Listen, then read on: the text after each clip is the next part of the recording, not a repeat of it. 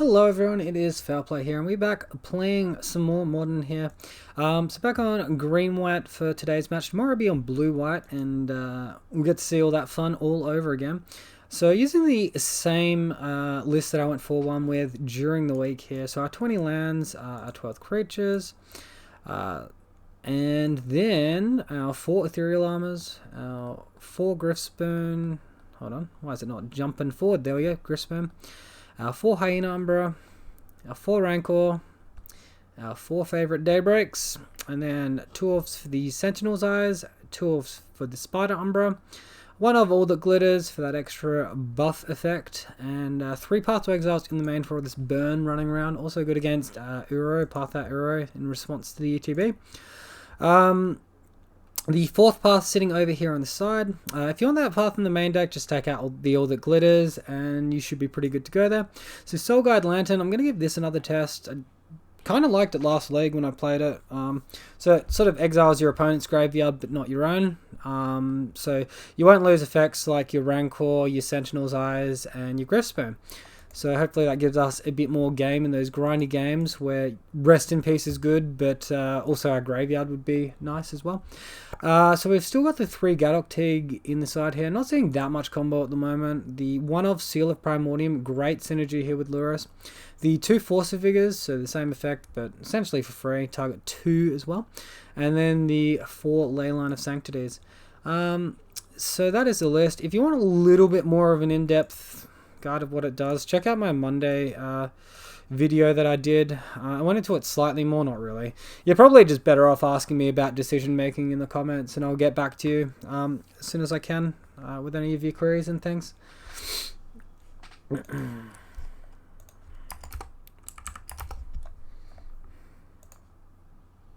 And we have found our match 1 opponent. Let's see how the die roll goes. Looks like we won the die roll. That's always an excellent start here. We're up against Sebastian Stulekel. We'll go ahead and select Luris to be our companion for the game. And hand has like no auras. Opponent is on Oberosh, so could be Burn, could be Ponza. Probably more likely to be Burn, and they're looking to get more damage with their Burn spells. I'm going to mull that hand. This hand looks great. I'm going to keep it, and I'm just going to ditch the Horizon Canopy. It's slightly worse if we get pillaged, but other than that, it's fine. Nice thing about this hand is we threaten... We're on the play, firstly, and we threaten a turn 3 Daybreak Coronet. The other nice thing is we've got Evasiveness flying. We're not dealing much damage to ourselves. So, yeah, this game looks like it's going to go really well for us. We deal 0 damage to ourselves, and we get lifelink for our turn 3 attack on the play. And, you know, turn 2, they're still setting up their board normally. Like, they'll probably do the one that exiles 2 cards here after they do damage, and then look to play a creature off it. Yeah, there it is. Light up the stage. And then they'll just look to Lightning Bolt us or Firebolt us or whatever. They're bricked on a land as well, so, you know, we just got this. I'd be very surprised if Obosh was good enough to beat my flying Bogle at this point. Alright, so we win the first one. We're going to be bringing that path and these ley lines. I don't really like any graveyard interaction or anything here. I'm going to take out all of my Core Spirit Dancers because they're very unlikely to land, and probably just the All That Glitters as well. Actually, maybe I'll just... Yeah, not All That Glitters. I'll leave Spider Umbra in. It has... Totem Armor has better synergy with like Sentinel's Eyes and Chump Blocking, and I can do both of those on a turn 2, like attack. So it's definitely, in most scenarios, will be better to have the 2 of them just to more reliably hit turn 2 Sentinel's Eyes. Alright, so we've got Path to Exile, Leyline Griffspoon. Because we've got double path here, I think this is actually a keep. This is an interesting hand. I probably wouldn't normally keep one like this.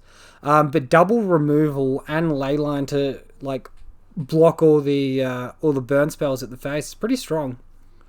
Opponent's mulligan to 5. Alright, let's go ahead and get the Leyline out there. This hand looks even better against a mulligan to 5, I'll tell you that much.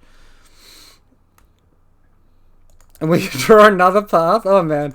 It's going to be hilarious if our opponent, like, Anger of the Gods us or something. And then, like, just slowly wins the game from there. But we have 3 removal spells now. What a draw.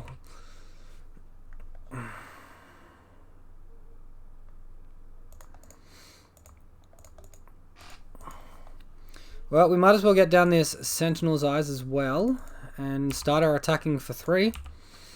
It's a much quicker clock than holding up the Path to Exile and potentially not taking a damage. So, Blood Moon. Alright, we got to beat a Blood Moon now. We did not come prepared for that one. Although, at the same time, our opponent's not got a board state. They've only got 3 cards in hand, and I guess we got a 4-turn clock here. Oh, 5-turn? No, 5-turn clock, sorry. So I guess our opponent is capable of beating us down in that time, but they still haven't cast a creature. They still haven't shot a spell at our face. Oh, Kozilek's Return. Well, that's going to be pretty powerful. Finally, I've seen a deck running that. I've dodged that every single time I've played Prowess. Okay, so that's probably just going to be game now, unless we get like a string of good draws here.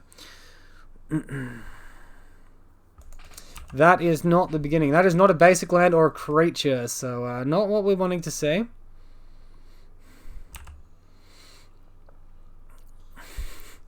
This lightning bolt, they're gonna have to target it at themselves if they wanna get the prowess trigger. Otherwise, it goes away forever. All right, so note to self for game 3: we are wanting some enchantment destruction here.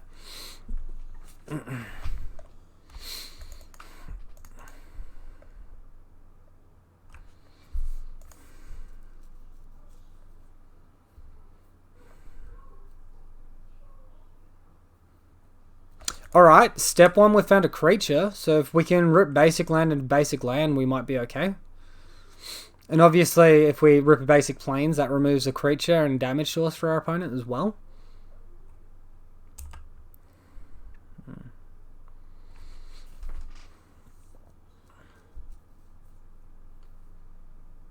Yeah, Blister Coil weird. So this is like mono red prowess then, which means, you know, Blood Moons obviously got that extra strength there. I wonder what they brought in, which was an even converted mana cost here, because Obosh is no longer their companion.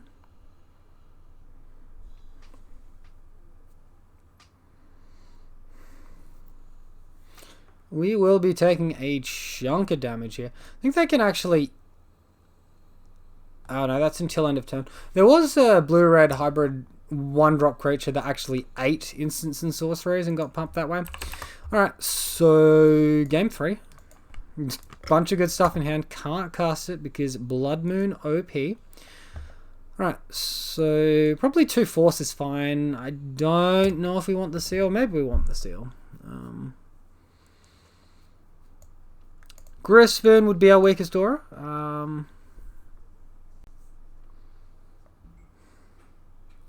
Yeah, I don't think I want to bring in Seal of Primordium. That seems a little bit narrow to me. So let's go with this now. Submit this deck, see if we can get the nuts again, but with Totem Armor, and play around Kozilek's. That would be nice. Kozilek's got like really nice synergy with Soulscour Mage as well, so it can shrink our creatures, which we need to look out for. So Obosh is back here. Alright, so odd converted mana costs and lands. Yeah, I don't know what they would have brought in, which would be an even converted mana cost. I'm a little bit lost there. Alright, well this hand is awful as well, so we're going to throw that, and this is keepable. We'll keep this bottom double land that hurt us. And, you know, at least we get a decent creature on the board. Decent attack on turn 2, attack for 4. We'll need to get an extra point of toughness. Actually, no, I think Kozilek's was just 2 damage, actually. So maybe we're okay. Not what we were wanting to see.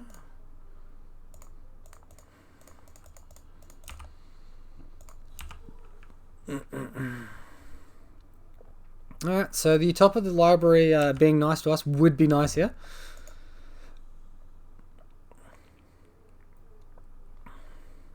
I'm going to take a chunk of damage, 4 cards in my opponent's hand, so it's a lot more pain to come.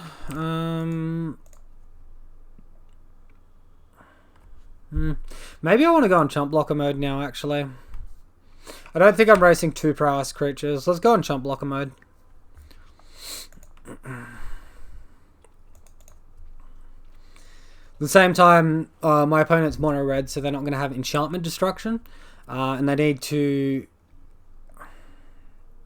stack 3 1-mana instant spells here. I don't think they can do it, but maybe with Lava Dart they can. I'm going to go ahead and get Dryad Arbor and just look to chump block with Dryad Arbor.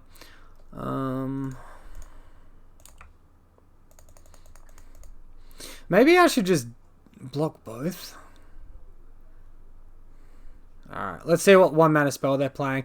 Alright, so they are playing the Lava Dart, so blocking would probably be ill-advised here.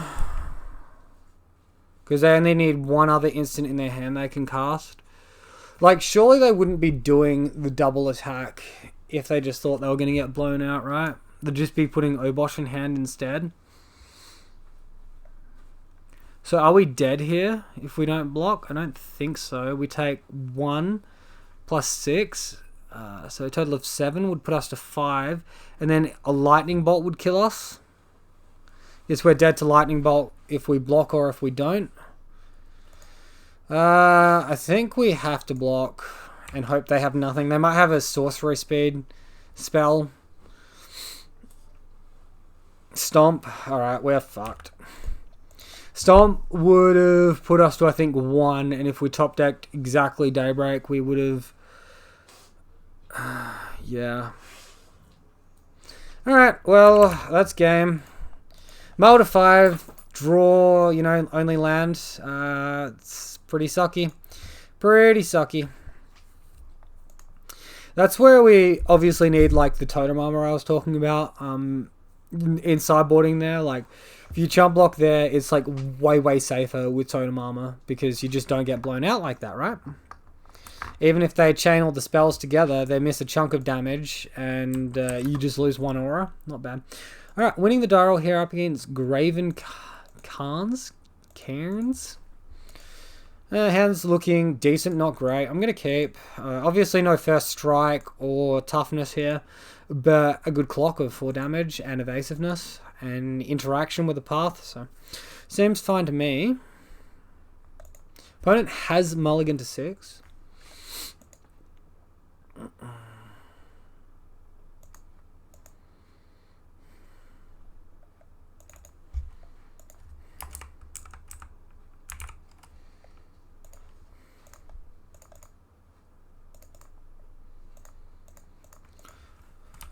Alright, Bogle go. Swamp, get out of here, discard deck. Alright, here comes the Thoughtseize. At least they're taking damage. I guess if it's Shadow, they'll probably take the Path. They took Rancor, so I guess it's not Shadow. Good draw. We'll shock in the Temple Garden. We want to leave the Misty Rainforest in hand.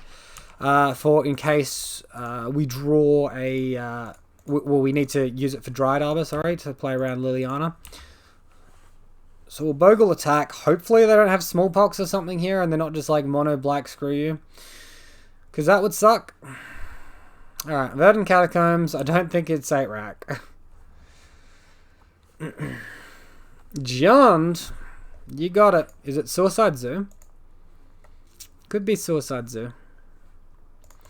Alright, Rancor not a bad draw there because it represents a pretty decent clock for us. So we kill our opponent in 2 more attacks after this, and you know, we're on 18, they're dealing 3 a turn. I think I'm going to assume my opponent's on Death Shadow and try and save this path for the Death Shadow. Of course, if they like make us discard it, we'll shoot it off in response at the Goyf.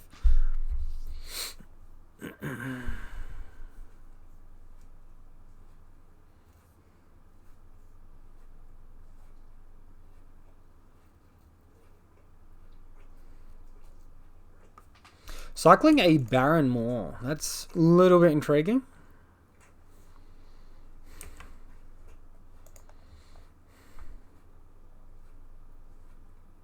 So I'm just going to look to take the damage here. Alright, cool. Hyena Umbra, we put our opponent to 1 now. Maybe I'll leave that in hand because it doesn't speed up my clock and the chance for blight.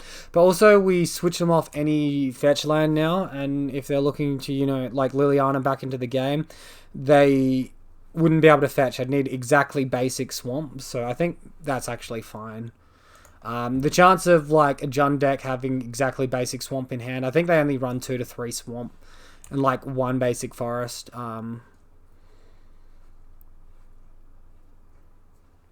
Alright, so I guess they're going to Assassin's Trophy our Griffspoon, look to chump block, but that's not going to work because we have Trample as well, so...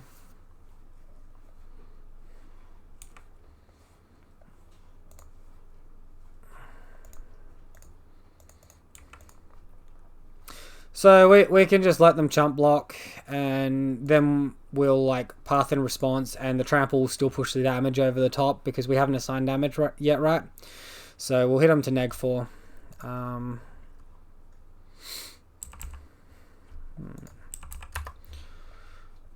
Alright, so getting there, which is nice. So against Jund, I like taking out my paths, bringing in my graveyard hate, bringing in my ley lines. I'll minus out like 2 core spirit dancers. They're a good top deck, but they're not something you want in your opening hand or to rely on.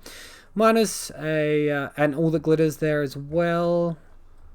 Actually, I might leave the all that glitters in on the off chance they have like an engineered explosives, and then I'll minus a Sentinel's Eyes and a Griffspoon.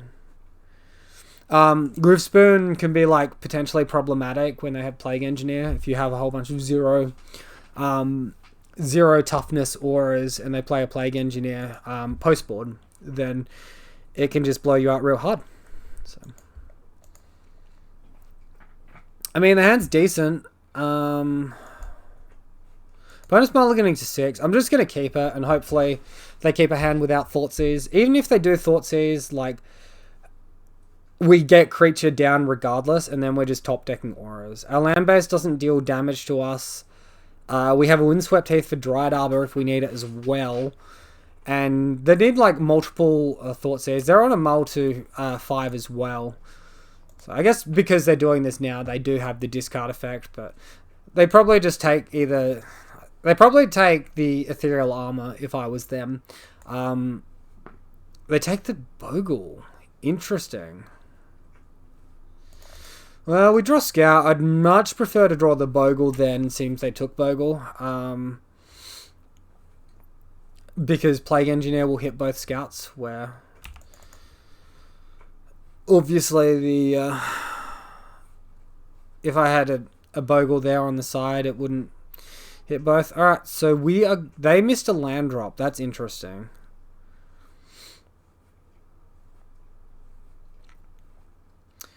Alright, so I don't need to play my Windswept Heath yet. I'll just go Ethereal Armor, attack for 2. I have no reason to believe my opponent's on Death Shadow either. I think it's just regular Jund.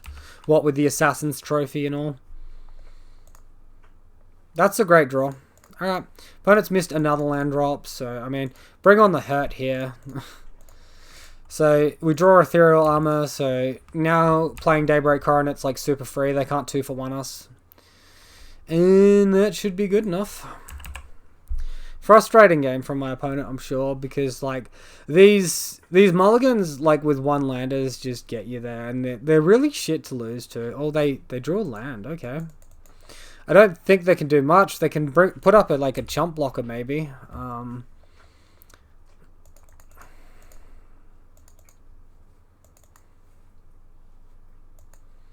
If we top deck like an evasive aura, we just win here. Alright, so... Attack.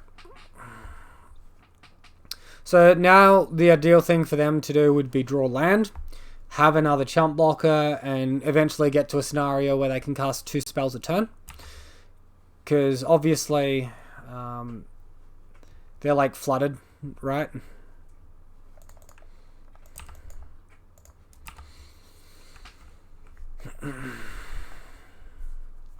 These juicy graveyards at the moment. A whole bunch of stuff in them.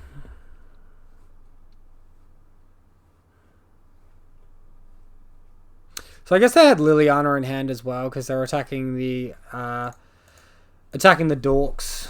But yeah, fortunate game for us there. We had like some play around what they would have been doing had they curved out.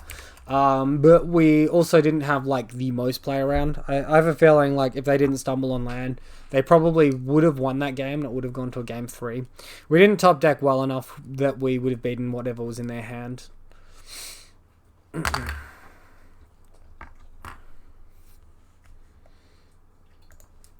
Okay, so on to match 3 here now. Losing the die roll, we are up against, I still have eczema. Alright, I feel for you, buddy. I can't relate, but I feel for you. I'm going to keep this hand. It's like Aura Light, but we have Core Spirit Dancer, we have Path, so interaction. Yeah. I can see this being a solid hand most games. Opponent mulliganing down to 5. It's got to be a big yikes.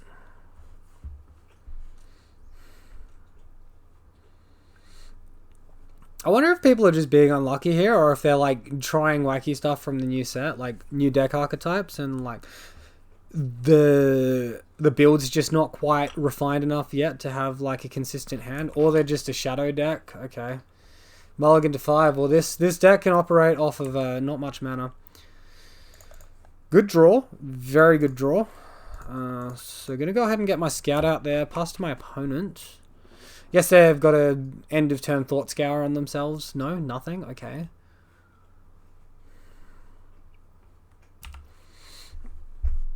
Watery Grave. So what could that mean from my opponent?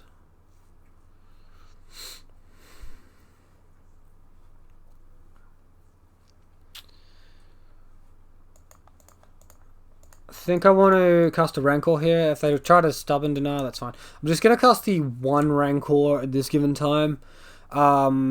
Just attack with that. Hold up Path to Exile for if my opponent goes for a Death Shadow this turn. Alright.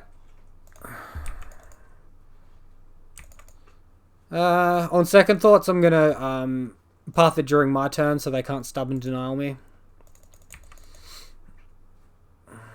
That's a really good draw.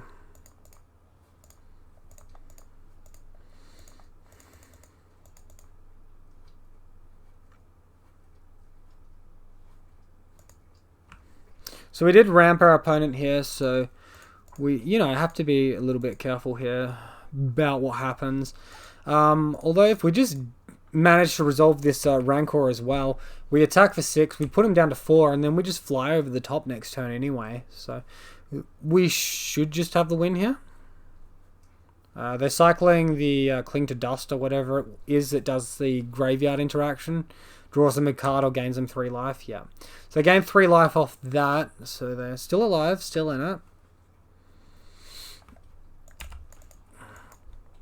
Here if my opponent like somehow resets the board with an anger, I'm not that scared because I do have Core Spirit Dancer. But if they had like an extra land on top of that, that'd of course get us. So, alright, so they concede after all that, so that's good for us. So against Death Shadow, we want our paths, we want to trim some cores, we want our ley lines, and then we probably just want to trim on like all that glitters, and then probably Spider Umbra is next weakest card. Yeah, hopefully they don't have engineered explosives. They don't normally. So go with that.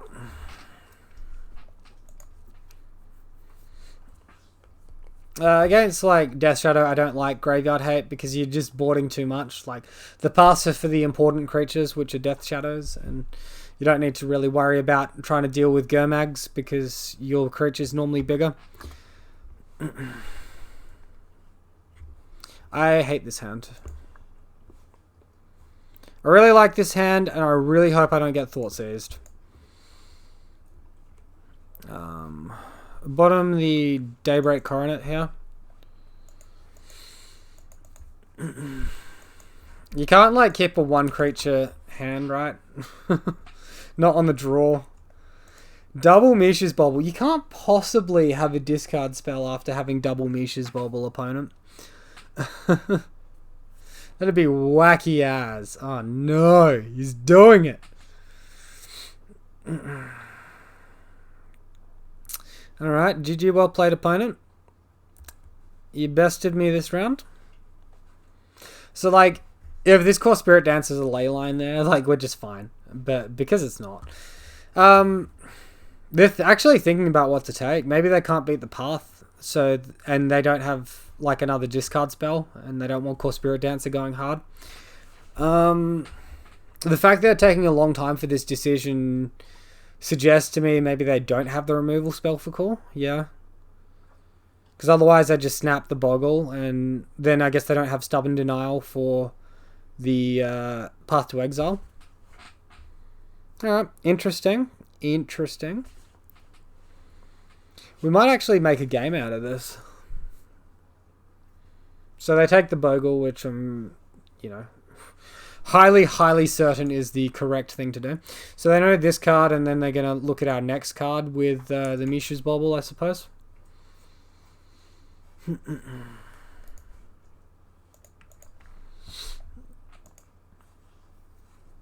So Mishra's Bauble targeting themselves this time.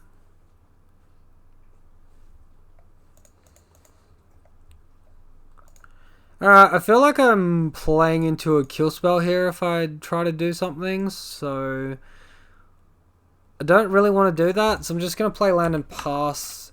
High Umbra is a really good draw, so if they do commit stuff to the board next turn, we rip land, we can do Core Spirit Dancer plus Umbra, which will go a long way to helping us win this game. Team of Battle Rage milled? Yikes, I do not like that card. I was having a discussion with my mate and being like, oh, counterspells are good against Shadow, but like Path's also good against Shadow, and like this was when I was doing the blue-white, and he's like, and I was like, oh, what's the counterspells good against? And I'm like, oh, like things like Team of Battle Rage, and he's like, doesn't Path just counter Team of Battle Rage as well? I'm like, right you are. You got me there, mate.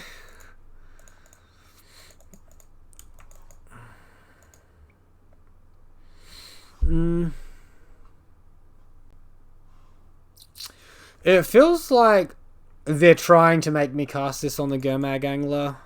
Alright, we draw land. I'm just going to assume that they don't have the Stubborn Denial. They don't have the kill spell. I'm going to try and resolve this Hyena Umbra here. Which they don't know about, but, obviously getting Totem Armor down would be massive, but it looks like they're fetching for probably Black Source to Fatal Push here. Alright, so there's the Fatal Push. Rip-a-doo. Good hand. If we draw a Bogle, we'll have a decent clock to counter our opponent. Pretty much need to draw Bogle next turn, though. Street Wraith. No, you don't, opponent. No, you don't.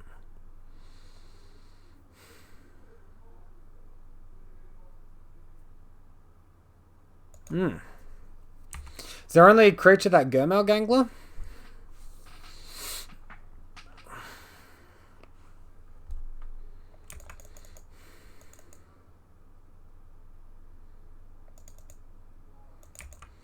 Alright, let's path the Gurmag Angler and see what happens. I guess they've got Stubby D. Alright, they got Stubby D.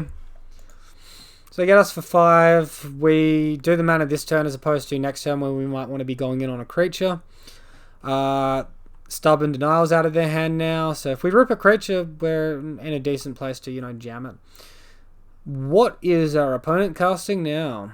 3 mana? Oh, now the Gurmag. Okay. So we need a creature plus 5 power, which is Ethereal Armor and Rancor, and then we can chump block. Alright, we lose this one.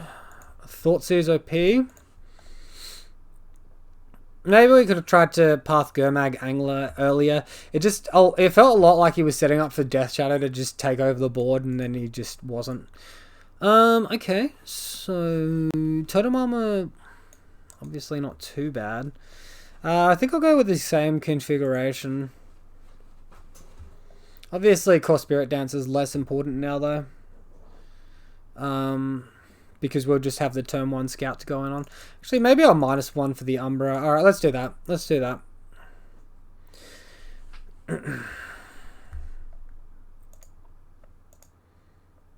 Sure, this hand is fantastic.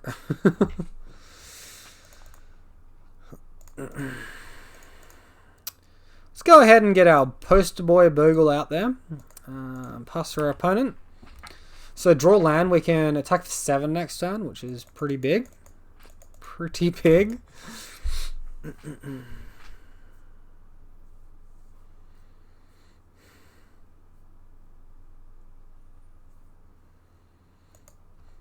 So now they have to target all Misha's Bogles at themselves as well. So they're not getting any information on us or what we're drawing or anything. We draw Path. I mean, that's not bad. Hopefully they don't have Stubborn Denial, but I guess if they're spending it on this, not spending it on Path, they've only got, you know, a max of 4. We've got another Ethereal Armor in hand anyway, so not the biggest deal in the world. Alright, so we'll go ahead and attack for 3. Hopefully we draw land next turn and can, you know, do double aura into like our opponent being tapped out. Hopefully they just go hard on like a Gurmag Angler and have no mana up. So like Thought Scour here, yeah, sweet. Oh, Death Shadow in the Grave, I love to see that. That's not coming down on the board. Unless they have that 2 mana, is it in Tome, or 3 mana in Tome, but you cycle it for 2 mana. I forget what it is. I think that's more what the Lurrus decks play, and I haven't seen Lurrus yet for my opponent. Okay, that is a good one.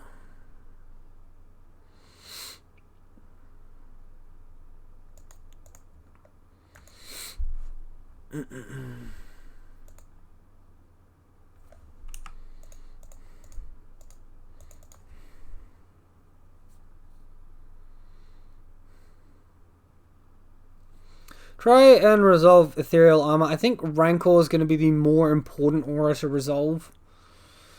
Alright, so they do Stubborn Denial here, which is obviously fine. So now we're going to resolve our Rancor. And we can attack them for 6. This is like fine unless they have Death Shadow, but then they need Death Shadow plus Stubborn Denial to get past our like Path to Exile. So put them to 7. So we're effectively 1 attack off killing them. Opponent's Death Shadows will now be 6/6s unless he has a way to up his life somehow. Is that another shadow coming down? Or a shadow coming down? I guess so. They can't do a Gurmag Angler with 1 card in the grave. Oh, they are in the think tank at the moment.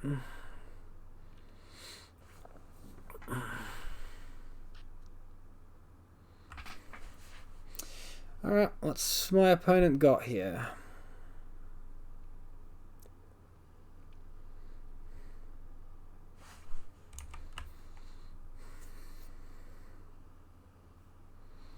Attack for 5, alright. I guess they've got the other Stubborn Denial. Wow, they don't? I mean, okay, I'm just gonna look to cast Grifspoon to win the game.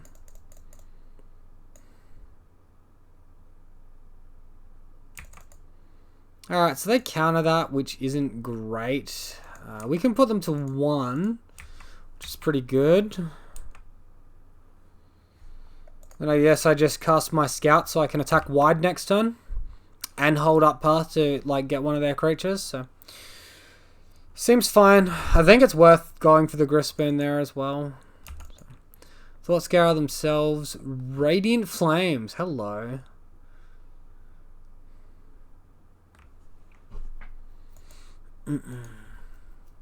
So I can't crack this fetch land. They're 1 mana off casting a Gurmag Angler. And we have the Path for Gurmag Angler anyway. So yeah, we get there. Alright, good hand wins us the game.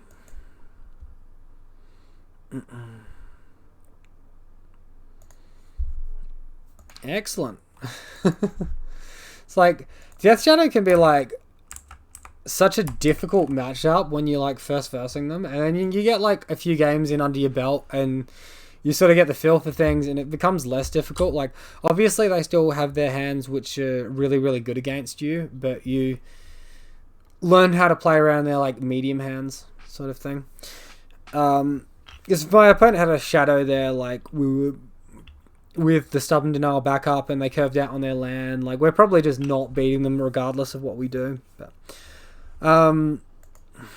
you know, we're good, aggressive, got there.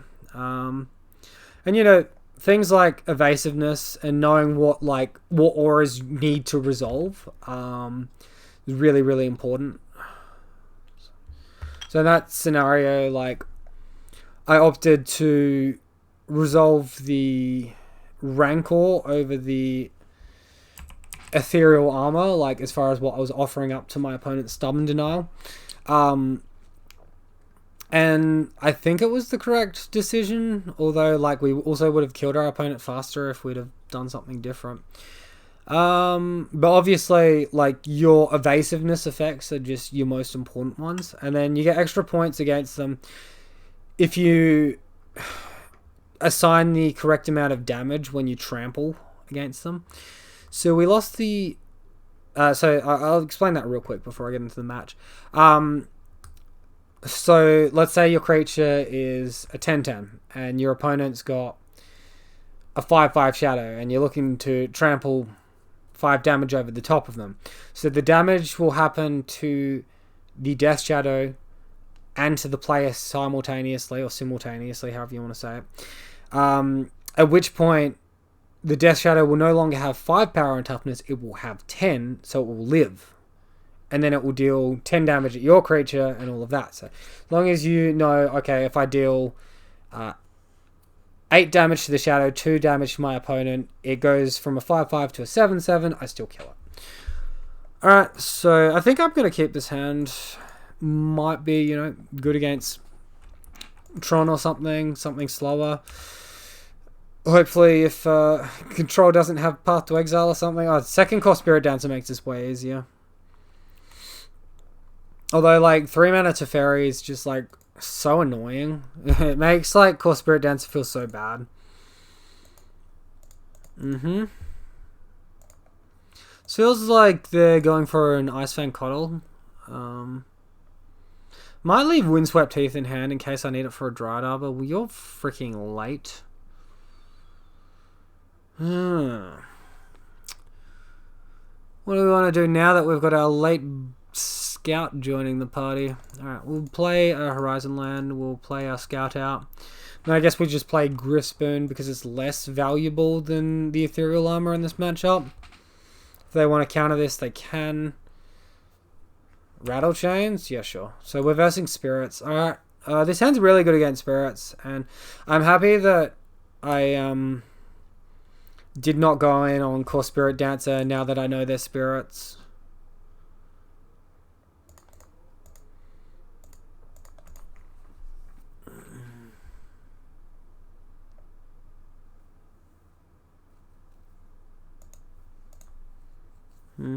I don't think we're in, like, any huge need to rush. I guess my opponent is probably setting up for a Spell Queller here. So I should try and play around the Spell Queller if I can. I think what... I kind of want to resolve this Core Spirit Dancer and get the draw off it.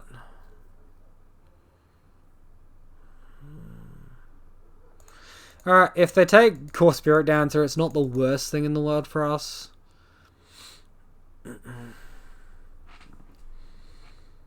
That's fine. So now we just do Ethereal Armor and we can attack for 4 first strike flying. Deal some damage that way. Have to be aware they have that new 3 mana spirit, so double white and 1 generic, which exiles permanents on the battlefield. So in my opinion, spirits have gotten a very powerful tool there, and they're going to become a much stronger deck. But at the same time, all their good cards are sort of like 3 converted mana costs, so they're still going to need to hinge on like Noble Hierarchs or Birds of Paradise to help get them there. Ether Vial, Deputy of Detention, go away. Sure. Oh my god, you're attacking the opponent? No, that can't be good. That can't be good. You don't know what's coming, mate. You do not know what's coming. Well, we got flying at the moment. Let's just hit for as much damage as possible, gain as much life as possible. So we can do Ethereal Armor Daybreak. Obviously, this is first match, so we're not going to be worried about any Nature's Claims or anything. Although, I think they really run Night of Autumn instead. But we're going to get a nice attack for 8 here, gain 8 life, and then next turn we can go for Rancor. Seems really good with me. So if they interact with our board, they're probably taking Daybreak. And then obviously we want the Trample after that to guarantee the damage. Goes across and we don't just get chump blocked out. Supreme Phantom, sure. Awesome. I love it. That all you got?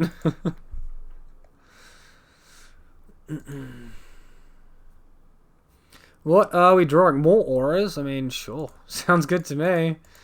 Alright, this Core Spirit Dancer can just stay in our hand looking pretty. I think it's pretty unlikely that they beat us from here. So we've still got Daybreak Coronet that they'd have to deal with on top of the Rancor. And they can't block with Deputy. They've only got 9 toughness to block with. And they'd lose everything except Deputy. Alright, cool. So they concede the match, which is good for us. So, gonna bring in the 4th Path to Exile. I'm really not in love with Core Spirit Dancer in this matchup, if I'm being entirely honest. It might be okay as a card draw engine, actually. But it's never going to be the creature you want to go in on. Not when they have Deputy of Detention, let's be real.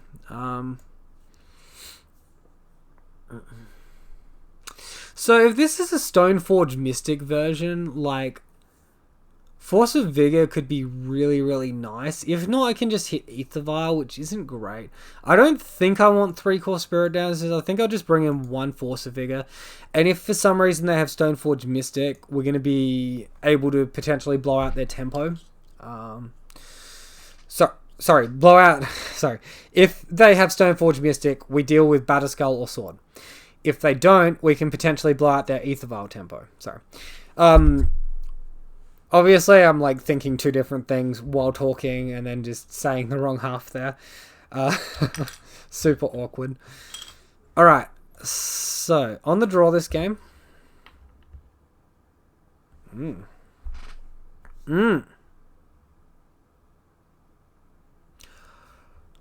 Gotta tell you, I'm feeling pretty greedy at the moment. I really want to keep this.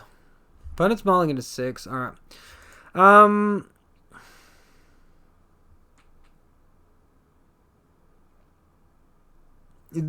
This can't be a keep.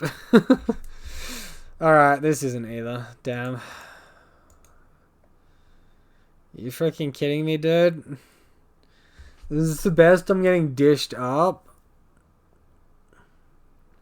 So better 4 would be creature, land, double aura. So I guess this will do. Because then we're like missing a land anyway and we don't get the tempo. I really don't like it. I really don't like this.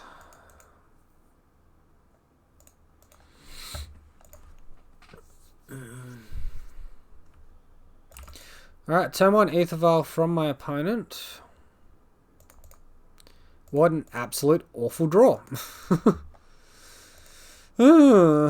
Maybe it can jump block something? Oh, wait. Jokes.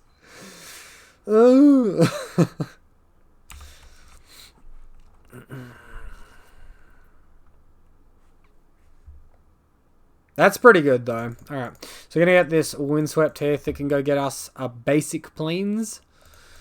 We'll do our old attack for 5. I guess next turn we can put Lurrus into hand, which might not be bad. Yeah, actually, that's not too bad. It's not too bad at all. Oh, have you got a counterspell for the second one? That's a bit lame. Lofty Denial. Counter it unless your opponent plays 1. Okay. I did not know that was a card. So, decks with flying creatures get a mana leak for 4 instead of 3. That's kind of interesting.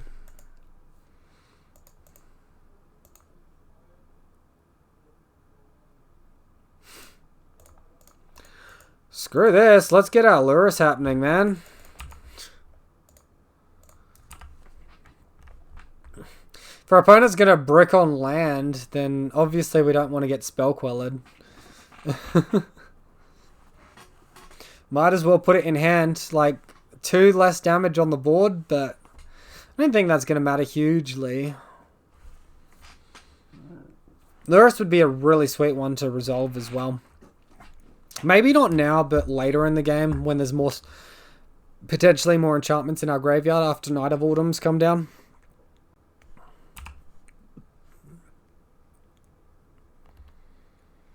Brick on land still. Supreme Phantom? Sweet. Alright, so I'm going to bait the Hyena Umbra to a Spell Queller here. Oh, they're just skipping through. Interesting. Let's attack for 6. That's got to be a good clock, right?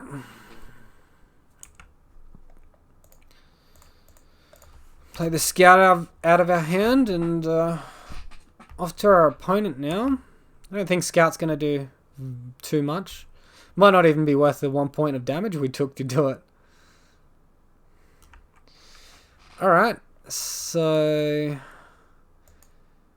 I guess we attack and they need to block soon. That's any spell, not just non-creature spell. Yes, we're going on the Bogle and make them chump block, and then Lurrus is like away free a cast post-combat next turn.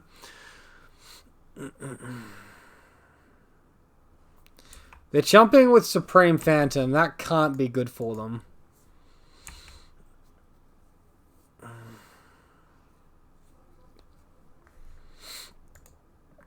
Alright, that was weird. I don't know what kind of hand they kept, but they literally did nothing but counter a spell all game. I'm thoroughly confused. But, you know, happy 3-1. That's always good. Going on into round 5 now. Alright, so we found our match 5 opponent here. See if we can't get a good win like last game. Oh, we're up against Graven Cairns again. I versed him earlier this league. Is this the Shadow player? Well, it looks like we lost the die roll this game. Wish I was paying more attention to my games so I knew what he was on.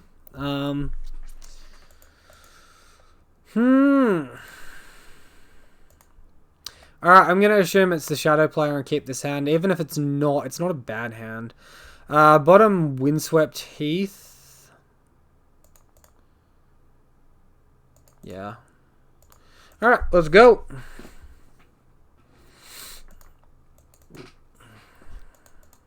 This isn't as bad as it looks. Like, on the draw, you do see that extra card. Alright, Amisha's Bubble, so... Into nothing. Oh, sweet.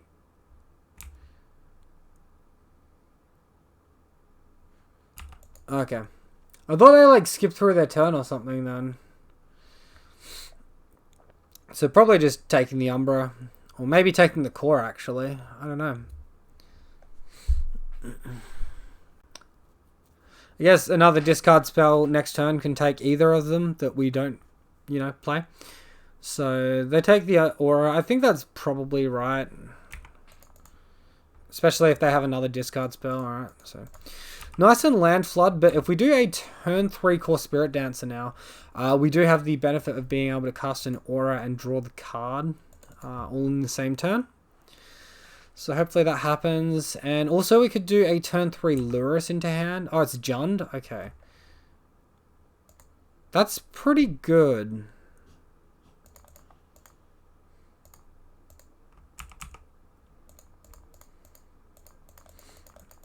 Alright, so we'll attack for 3 pre-combat, play the Bogle post-combat. Alright, so this was the Jund opponent, not the Shadow opponent. Although he's got Mish's Bobbles, so now I think he's got a Lurrus in his deck. Or maybe they're just adding power for Tarmogoyf, you know.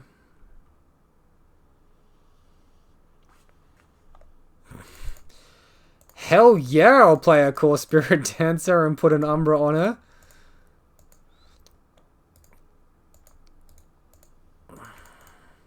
Oh, hello Daybreak. Alright, that's not bad either. Well, we don't have a good attack, so we'll just chill. You can always like suicide block the Tarmogoyf here. Opponents missed a land drop as well. Explosives on 1? Screw you.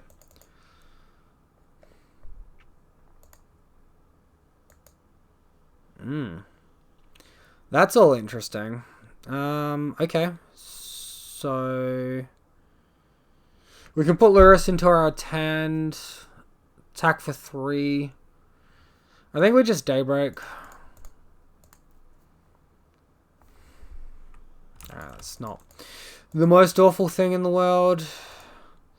And actually, I am going to attack with this Bogle, and if they want to chump block it, I get to recast Rancor. And get an extra draw. And I am a big fan of that idea, sure.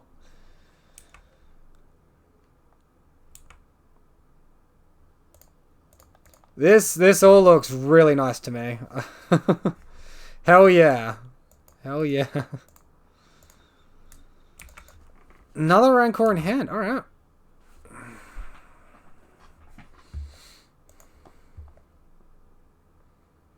Crack explosives? Alright, I just kill you on crackback. You should be doing that attack step, not during your own turn. That doesn't make any sense.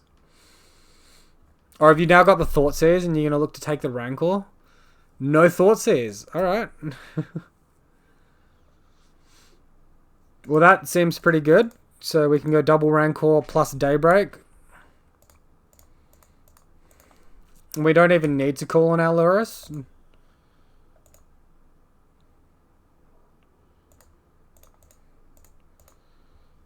Should have enough power that we don't need to show them the path. Yep. So 7 trample. Core Spirit Dancer things. Cool. Alright. I feel like we were fortunate that game. So Jund, Graveyard Hate in, especially if I'm suspecting Lurrus. That's main deck explosives as well. That's quite scary. Leyline out. All the glitters can probably stay in, and we can minus, I guess, 2 Griff Spoons and 2 Core Spirit Dancers. Yep, let's go with that. So if anyone missed that, that was 3 lanterns in, 4 Leylines, and then it was 2 Core Spirit Dancers, 2 Griff Spoon, and 3 Path out.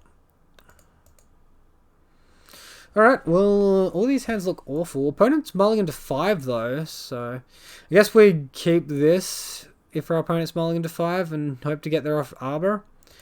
So we'll bottom a land and a Daybreak. Done. Leyline powers activate. Oh, actually, last game I played a Lurrus. Last time I versed him, I sideboarded a Lurrus, and I should have done that again. Alright, so hopefully my opponent's going to assume I've got a Core Spirit Dancer over at the Dryad Arbor and just like tap out for a Tarmogoyf here. Alright, well, I'm not fetching Dryad Arbor into open mana like that. We'll just continue to advance our mana and wait for them to do something. Although they could Assassin's Trophy our Leyline here and then like pick our hand to pieces, but I guess we've got double Umbra, so not that concerned about that. Hello, Ronin 6.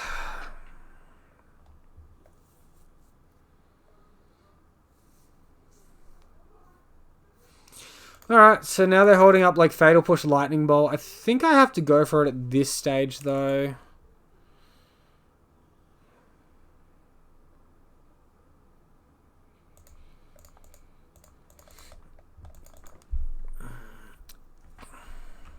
I really wish I could cast auras in response to these instants, or like the land crack there.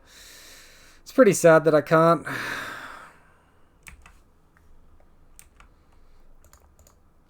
Alright, so Renin 6 is going to get big, they're going to get rebound, and we just want to try and find a hexproof creature before any of that's like too troublesome, right? I really wish that I had like land and like Core Spirit Dancer to back this up, or just, I guess ripping any creature would be great as well. Alright, we ripped a creature. Big fan of that, and I'm going to play the Spider Umbra to play around explosives here. Pass to my opponent. It's a pretty clutch draw, right on time. We only lost a Hyena Umbra to like trying to resolve that Dried Arbor there, which is nice.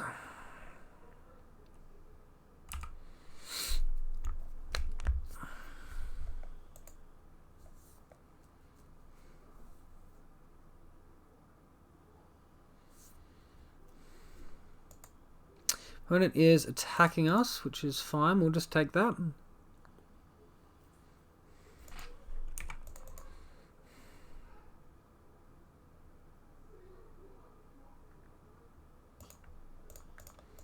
Leave this Razorverge Thicket in hand until post-combat. I'm going to look to attack and kill the Renin 6 here before it can emblem. If I'm allowed to.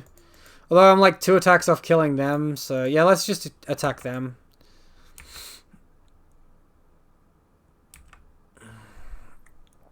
My guess is that they just have Assassin's Trophy. They can hit the Ethereal Armor, and then before we like do our damage and all of that. So. Oh no, the Disynergy. Razorverge Thicket will now come into play tapped, and that is heartbreaking. Doesn't really change anything though.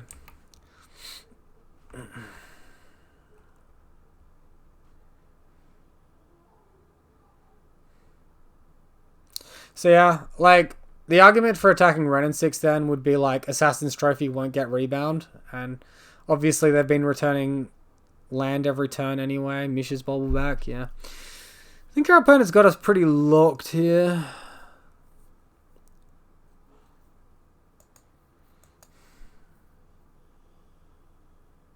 We needed them to not have Assassin's Trophy, but obviously they just had it.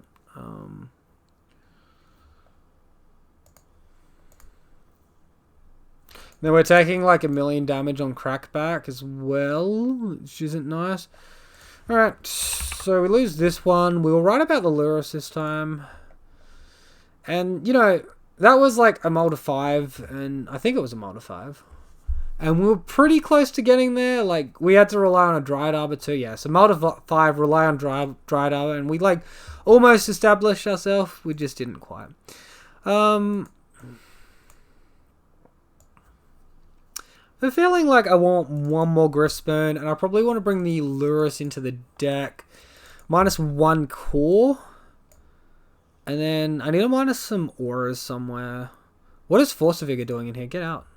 I guess I double-clicked Lurus twice and it clicked on a Force of Vigor. Can I just minus a land? Yeah, I'm going to minus a land.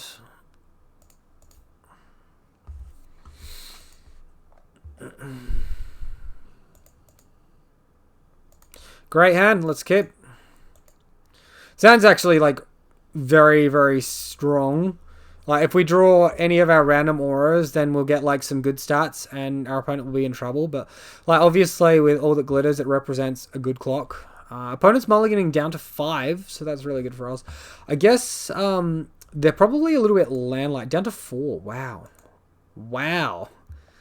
I think they're land-light if they're on the Lurus version, because they're running the Mishas Bobbles and all of that. So opponent's down to 4, and we've got Leyline Protection, so that's got to be good for us. Just get this All That Glitters down and take over the game from there. Oh, you love to see it. So we deal more damage. We only deal 3 damage if we cast All That Glitters. We'll deal 4 damage if we cast Spider Umbra plus Rancor, and that's only worse.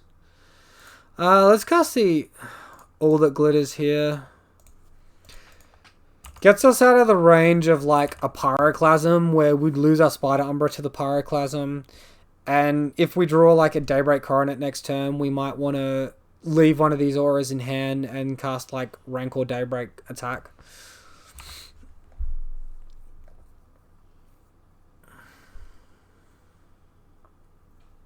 This hand's actually shaped into having really good protection against like engineered explosives as well, because we've got the totem armor, we've got a 2-mana aura, and we'll get the Rancor back if they pop the explosives too. So it's not too bad by any stretch.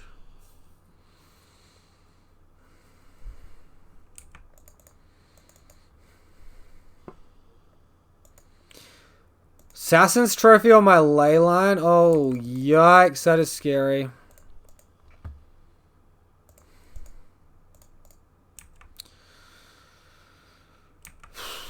Does that mean they just have the Liliana and they're going to take over the game? That would suck.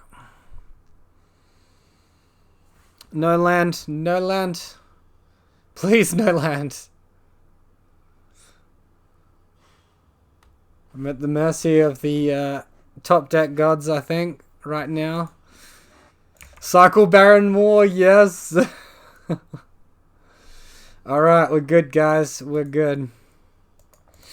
We can yield until end step and then cycle this Horizon Canopy.